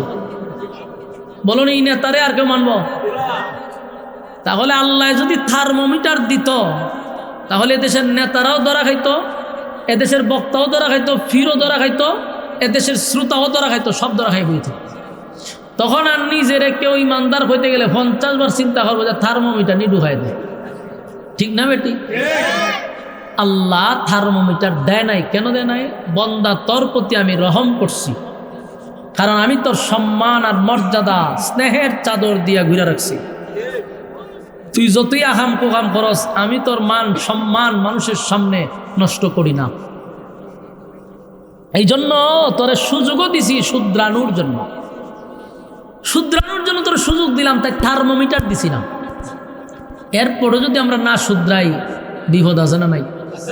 এখন আসুন তাহলে এতক্ষণের এক্সাম্পলে আপনি নিজেরা দাবি করেন পারবেন না ইমানদার, কারণ আমরা সকলেই দাবির বেলায় ইমানদার, কিন্তু ঠিক নেই।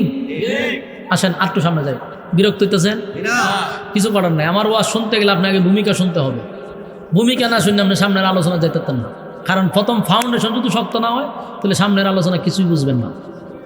আপনি আগে চিন্তা করেন যে সাবজেক্টটা কোন দিকে যায়, এই ভূমিকাতে মনোযোগ দিয়ে শুনতে হইব।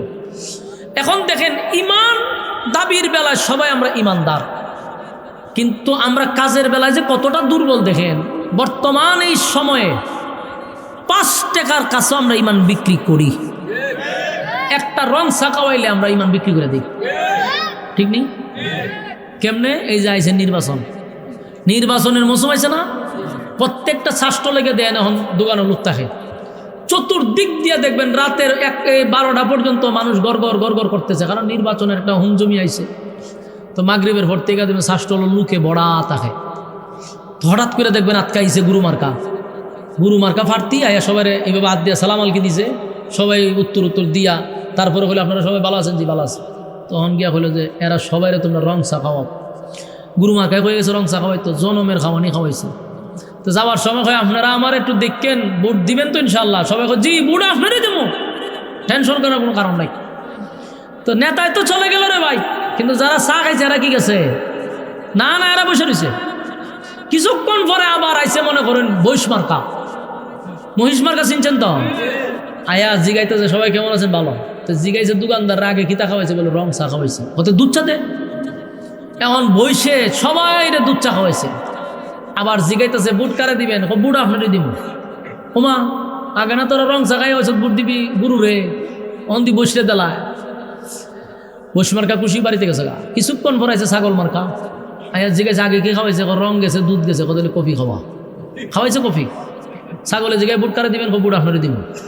প্রশ্ন হলো বুট কয়টা দিছে? কয়জন? এই চরিত্রের মানুষ আসেনি? এই 3 জনে তো ওয়াদা দিছে, কিন্তু বুটের আগের দিন আবার 500 টাকার কাছে বিক্রি আরেকজনে দিলাইছে। বাস্তব না বাস্তব? তাহলে নিজের আমরা ইমানদার দাবি করি, আমাদের ইমান এই 5 টাকার রং সার কাছে বিক্রি করি কেন? যারে ওয়াদা দিচ্ছেন তো দিয়া দেন। আপনি হেরে আশা দিয়ে ভোট দিবেন আরেকজন, এটা একটা চরম পর্যায়ের মোনাফিকি। আপনার তুমি ইমানের সন্দেহ আছে আপনার। এই জন্য এই খাসলত পরিবর্তন করতে হবে। আপনাদের কারণে নেতারা নষ্ট হয়। নেতারা নষ্ট না, নষ্ট আমরা করি। আমরা আগে ইচ্ছা মতো নেতারা তে খাই, এরপরে নেতারা খাওয়িন না বানাই। প্রত্যেকটা নেতার আগে খাওয়ায়, এরপরে এরা জনমের মতো খায়। এমন খাওয়া খায় 16 বছর পর্যন্ত খাইছে। এই যে আপনার এই ক্যান্টনমেন্ট থেকে ব্রাহ্মণবাড়িয়া পর্যন্ত যে রাস্তাটা গেছে, পৃথিবীর ইতিহাসে এমন রাস্তা আর কোনো জায়গাতে আছে কিনা আমার সন্দেহ আছে। মাগমা এই রাস্তা দিয়ে আইলে পরে গাড়িয়ে কথা কওয়া শুরু করে দেয়। হ্যাঁ, সব্যনাশ। আপনারা বিষয়টা আমরা যাইয়েন, খালি ব্রাহ্মণবাড়িয়া পর্যন্ত যাইয়েন। জীবনে আপনার 7 মিনিটে যাবো না। আমরা যাই 3 ঘন্টা 4 ঘন্টা সময় লাগাই আমরা এই রাস্তাটা দামন লাগে। জায়গায় গাড়ি একবার উপরে তুলে উন্নয়ন, নিচে নামে উন্নয়ন, আবার সাইডে যায় উন্নয়ন, এদিকে গেলে উন্নয়ন। ওরে বাপরে বাপ, 16 বছরে তো উন্নয়ন গেল কই রে? খালি খালি সাবা উন্নয়ন করছে, উন্নয়ন। পৃথিবীর মধ্যে এই রাস্তা দেখলে তুই বুঝতে লাগবে মানুষ এই দেশটা আমেরিকা পর্যন্ত হচ্ছে গেছে গা। কারণ এক রাস্তার মধ্যে পুকুর থাকে, রাস্তার মধ্যে সুইমিং পুল থাকে, রাস্তার মধ্যে খাল থাকে, বিল থাকে, এত কিছু একটা রাস্তার মধ্যে থাকলে এই রাস্তা দেখার জন্য তো ইউরোপ কান্ট্রির থেকে মানুষ আসবে। বাস্তব না বাস্তব? কত বৈচিত্র্য এই রাস্তার মধ্যে পাওয়া যায়। সর্বনাশ, দেখার জন্য মানুষ আসবে। একই জায়গাতে আপনি সব পাইতেছেন। তো এইরকম বুলি কেন দিছে? উন্নয়ন করব, কিন্তু জনগণের সব কিছু নিয়ে 16 বছরে রাস্তাঘাটের কিচ্ছু হইল না। আবারও এরকমই হবে যদি আপনার এখন থেকে যদি সচেতন না হন। আমরা খাবো না, কাউরে দিব না। যদি তোরে বিনা ভোট, বিনা টাকায় ভোট দেয়, তুই জনগণের কাজ করবি, তোর থেকে খাইতাম না। আর যদি খাইয়া অভ্যাস করেন, বেচারা কিতা করতো? বেচারা তোরে খাওয়াইতাছি, ফরে খামো। এমন খাওয়াই খা যে ডেলিভারির রুগী লেভরে রাস্তাত মারা যাবি, তোর হসপিটাল নিতে না। বাস্তব বলছি না বাস্তব? সারাটা জীবন আমরা কপালটাই গেল এরকম ভাবে, আমরা জীবনে সুখ আসবে না। আর আমার বক্তব্য হলো, সুখ কখন আসবে? এই প্রজন্মের কাছে বুড়া গুলারে দিয়ে আর কাজ হবে না। এখনকার প্রজন্মের হাতে, যুবকদের হাতে দেশ তুলে দেন, এই দেশ উন্নত হবে। বুড়া খালাস দিয়ে দেশ উন্নত হবে না। উড়াইছেন না, এখন বসাইছেন না, আবার এতগুলা রক্তের বিনিময়ে বসাইছেন না, সব বুড়া খাটাস গুলা বসে, অপদার্থ গুলা দায়িত্ব নিছে। কোনো ফায়দা হয়েছে দেশের? কোনো ফায়দা হয়েছে? 16 বছর একজনে জ্বালাইছে, মাইনা নিলাম। ওখান কি আপনারা আরামে আছেননি? না আমরা সুখ শান্তিতে আছি? আমরা নিজের নিরাপত্তা নিয়ে এখন আমরা চিন্তিত আছি। রাস্তা দিয়ে মানুষ গুলি করে মারা, রাস্তাঘাটে কোন খারাপি হচ্ছে, ওপেন মানুষকে মারতেছে, গুলি করে হত্যা করতেছে, ঘরের ভিতরে মানুষ মারতেছে। এই গোটা 1-1.5 বছরে যেই পরিমাণ খুন হয়েছে, আপনি টান দেয়া দেখেন না যে কোন জায়গা পর্যন্ত আমরা গেছি। এই জন্য আগামীর যুবক ভাইদেরকে বলছি, দ্বিতীয়বার বাংলাদেশ স্বাধীন কোনো বুড়া খাড়া সে করছে না, দ্বিতীয়বার স্বাধীন যুবকরা করছে। যুবকরা আগামী দেশও যুবকদের হাতে দেন, এই দেশ উন্নত হবে। এই সমস্ত টেম্পারলেস লুক দিয়া কাজ হবে না। এরা শুধু আমাদেরকে আশার বাণী শোনায়, কিন্তু এরা নিজের একটু নিরাপত্তা নেই। আল্লাহ হেফাজত করুক। সম্মানিত শুধু এই জন্য বারবার বলছি, ইমান বিক্রি করবেন না। 5 টাকার রং স্যার কাছে ইমান বিক্রি করবেন না। আল্লাহ বলেন 2টা গুণে গুণান্বিত হইলে আমি জান্নাত দিব। তো আপনি ইমান দিয়ে বিক্রি করে লাইলেন, তার জান্নাতে দেবেন কেমন? আমি আপনি জান্নাত পাবো তো ভাই 2টার বিনিময়ে। এর মধ্যে একটা কি? ইমান। ইমানের কারণেই যদি আমি জান্নাত পাই, তাহলে দুনিয়ার সব কিছু আমি ত্যাগ করতে পারি, ইমান ত্যাগ করতে পারি না। দুনিয়ার সব দিতে পারি, ইমান দিতে পারি না। জীবন দিতে পারি, ইমান দিতে পারি না। ইমানের ক্ষেত্রে কোনো আপোষ নাই। রাজি আছি ইনশাআল্লাহ? আমার ইমান রক্ষা করার জন্য যদি দল ছাড়তে হয় দল ছাড়বো, নেতা ছাড়তে হয় নেতা ছাড়বো, কিন্তু ইমান বিক্রি করতে আমি রাজি না। সম্মানিত শুধু আজকে সমাজে এমন একটা অবস্থা হয়েছে যে আল্লাহর বিরুদ্ধে আল্লাহরে গালি দিলেও দলের নেতারা ওই গালিবাজের পক্ষে যায়, কিন্তু আল্লাহর পক্ষে যায় না। অথচ দেশটা হলো 96% মুসলমানের দেশ। কিন্তু সান্দু, তোমরা বুঝার দরকার, এদেশের মানুষ যদিও তোমাদের উপরে কথা বলে না, কারণ তোমরা সন্ত্রাস যে কোনো সময় মানুষকে হত্যা করবা, কিন্তু সময় মতো যুবকরা তোমাদেরকে লাল কার্ড দেখাবে। কারণ এটা যে কোনো দল হোক, ইসলামের বিরুদ্ধে গেছো, যুবকরা লাল কার্ড দেখাবে। ঠিক না বেটি? এমনি তুমি যে কোনো দল করো, সমস্যা কি? কিন্তু তুমি ইসলামের বিরুদ্ধে যাবা কেন? ইসলামের বিরুদ্ধে যে যাবে তার সাথে কোনো আপোষ চলে না। রাজি আছেন? ইমান আমার আগে। আল্লাহ বলেন ইন্নাল্লাযীনা আমানু, 1 নাম্বার ইমান, ওয়া আমিলুস সালিহাত 2 নাম্বার ইমান। তাহলে বলুন 1 নাম্বার আমাদের সম্পদ কি? এখন আসুন, ইমান যে আমরা আনবো কার মতো? এই আমরার মতো রং চাকাও ইমান নেই না, না, এটাও আল্লাহ বলে দিছে। ইমান কিরকম করবেন, ইমান কার মতো আনবেন আল্লাহ বলে দিছে। আল্লাহ বলেন আমিনু কামা আমানান নাস। আল্লাহ রাব্বুল আলামিন বলেন আমিনু কামা আমানান নাস, ইমান আনো ওই মানুষদের মতো। দেন চিন্তা করেন, ইমান কিন্তু আমরার মতো কইছে না, কইছে ইমান আনো ওই মানুষদের মতো। আমিনু কামা আমানান নাস, ইমান আনো ওই মানুষদের মতো যারা অতীতে ইমান এনে ইমানের পরীক্ষায় উত্তীর্ণ হয়েছে। আমিনু কামা আমানান নাসের ব্যাখ্যা তাফসীর কারকরা বলেন আব্দুল্লাহ বিন তামের হতে পারে।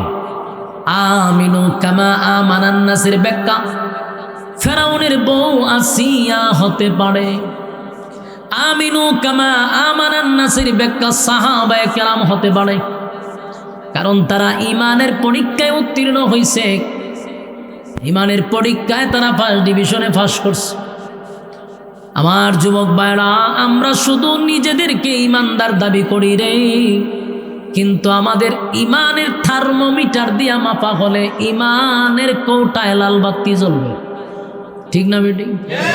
আমার যুবক ভাইরা, আল্লাহ বলেন ইমান আনো ওই মানুষদের মতো যারা ইমান আনছে, ইমানের পরীক্ষা দিছে।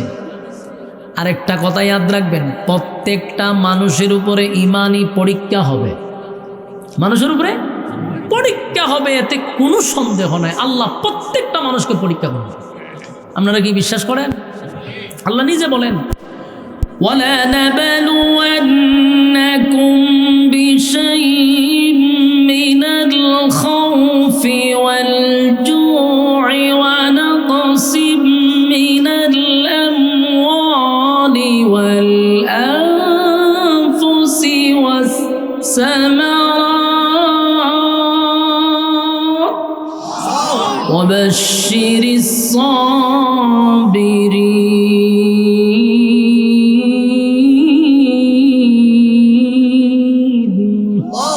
আল্লাহ বলেন প্রত্যেকটা মানুষকে আল্লাহ পরীক্ষা করবে। কাউকে আল্লাহ মুসিবত দিয়ে পরীক্ষা করবে, কাউকে আল্লাহ গরিব বানায়া পরীক্ষা করবে, ধনী বানায়া পরীক্ষা করবে, বিভিন্ন ভাবে আপনাকে আল্লাহ পরীক্ষা করতে পারে। কিন্তু প্রশ্ন হলো, পরীক্ষা কার জন্য? যে ক্লাসের ছাত্র তার জন্য। আপনি যদি ক্লাসে ভর্তি না হন, আপনার পরীক্ষা হইব? কথা হয় না। আপনি তো আগে ইমানদার হইতে হইব, ইমানদার হইলেন না আপনার পরীক্ষা হইত। এই জন্য আমিনু কামা আমানান নাস, ইমানদারের উপরে ইমানই পরীক্ষা হবে, এতে কোনো সন্দেহ নাই। তবে আমরা যদি ইমানদার হই তাহলে অপেক্ষা করবেন, আমার মালিক বিনা পরীক্ষায় কিন্তু জান্নাত দিবে না, জান্নাত দিবে না। জান্নাত মামুর বাড়ি না, জান্নাত শ্বশুর বাড়ি না। যদি পরীক্ষায় ফার্স্ট ডিভিশনে পাস করতে পারো, ওয়াদা দিছে কানাত লাহুম জান্নাতুল ফিরদাউসি নুজুলা। আল্লাহ রাব্বুল আলামিন বলেন, ঈমান দিব রে, ঈমানের বিনিময়ে আমি জান্নাত দিব, নেক আমলের বিনিময়ে জান্নাত দিব। তবে ঈমানদার যাই না রাইকো, ঈমানদারের উপরে ঈমানি পরীক্ষা হয়। আমিনু কামা আমানান নাস আব্দুল্লাহ বিন তামির হতে পারে, ফেরাউনের বউ আসিয়া হতে পারে। চিন্তা করেন, ফেরাউন ছিল আন্তর্জাতিক মানের একটা কাফের, এত বড় একটা জালেম। জালেমের ঘরে সংসার করে যদি আসিয়া পৃথিবীর বিখ্যাত 4 জন মহিলার মধ্যে একজন সুয়াহা, 4 জন মহিলা আছে পৃথিবীর বিখ্যাত শ্রেষ্ঠ মহিলার মধ্যে আসিয়া একজন। বলুন তো দেখি, আসিয়ার জামাই কে ছিল? ফেরাউন। এক গোবিন্দপুরের বাইরা, এই এলাকার নাম কি? গোবিন্দপুর। গোবিন্দপুরের মা বোনদের উদ্দেশ্য করে বলছি, মা বোনেরা, ফেরাউনের ঘরে সংসার করে যদি আসিয়া জান্নাত পায়, ফেরাউনের ঘরে সংসার করে যদি আসিয়া দুনিয়াতে জান্নাত দেখতে পায়, ফেরাউনের স্ত্রী হইয়া যদি আসিয়া পৃথিবীর 4 জন মহিলার মধ্যে একজন হতে পারে, গোবিন্দপুরের মা বোনেরা, আপনার স্বামী কিন্তু ফেরাউনের থেকে খারাপ না। কথা বলেন, ফেরাউনের চেয়ে খারাপ? আপনারা কি ফেরাউনের চেয়ে খারাপ? না, ফেরাউনের চেয়ে খারাপ কেউ না। ফেরাউনের ঘরে থেকে যদি আসিয়া ইমানের পরীক্ষায় ফার্স্ট ডিভিশনে পাস করতে পারে, আপনার স্বামী কিন্তু এতটা খারাপ নয়, ফেরাউনের মতো খারাপ না। ফেরাউন এমন একটা নিকৃষ্ট লোক ছিল যে মানুষকে সে প্যারাক মারত, এই জন্য এর নাম ফেরাক। ফেরাউন মানুষে কি করতো? প্যারাক মারত। ফেরাক বুঝেননি? লুয়া মেরে দিত, খাটের সাথে মেরে দিছে প্যারাক। ফেরাউন মানুষকে প্যারাক মারত। এই ফেরাউনের ঘরে তাইকে আসিয়া ইমানের পরীক্ষায় দিয়া ফার্স্ট ডিভিশন পাইছে। ফেরাউন একদিন তার ঘরের দাসীরে হত্যা কইরা, দাসীর বাচ্চা কাচ্চারে হত্যা কইরা বউয়ের কাছে গিয়া বুক ফুলায় বলতেছে, আসিয়া রে, আমাদের ঘরের কাজের মহিলাটারে আমি হত্যা করছি। আসিয়া কয় কেন? সে আমারে খুদা মানে না। আসিয়া কয় তোর মতো জালেম রে খুদা তো আমিও মানি না। আপনারা কিতা কইবেন আমার যুবক ভাইয়েরা? ফেরাউনের সান্দি গরম হয়ে গেছে। আমি হইলাম খুদা, তুমি হইলা খুদি। খুদার বউ কিতা হয়? খুদি হয়। রে আসিয়া, আমি যদি খুদা হই তুমি হইবা খুদি। এখন খুদা দাবি করি, তুমি যদি আমার খুদাই না মানো খুদি বা কেমনে? আসিয়া কয় এত বড় জালেমকে কোনোদিন খোদা মানলেও আমি মানতে রাজি না। ফেরাউন স্পষ্ট শুন, তোর আমি আগেও মানি নাই, এখনো মানি না। আমি মুসার আল্লাহর উপরে ঈমান আনছি, মুসারে নবী হিসাবে মাইনা নিছি।